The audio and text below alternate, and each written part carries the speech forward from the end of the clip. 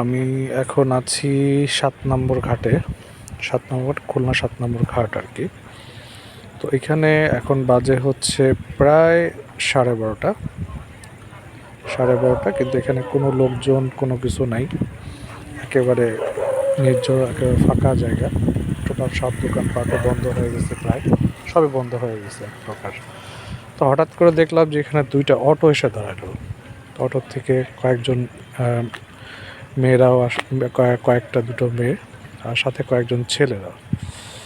তো তারা হচ্ছে ওই পল্টনের ওইখানে গিয়ে মনে করেন যে দাঁড়ায় আছে আর কি।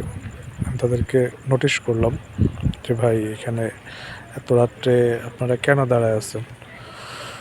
তো তারা মনে করেন যে কোনো বললো যে তাদের নাকি জন্মদিনের পার্টি, এরকম শেষ করে এখানে আসছে।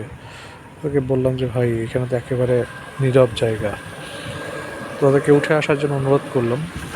তো অলরেডি তারা এখানে এখনো পর্যন্ত অবস্থান করতেছে।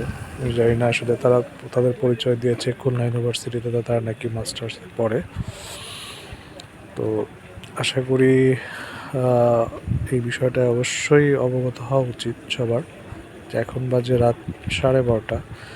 সব কিছু অন্য সময় হলে আলাদা বিষয় ছিল, এখন যেহেতু বৃষ্টি পড়তেছে সব কিছু একেবারে সব দোকানপাট, কোনো দোকানপাটই বন্ধ, লোকজন টোটালি নেই। এই অবস্থায় আসলে থাকাটা কতটা শ্রেয় আমার কাছে এটা আসলে মনে হয়।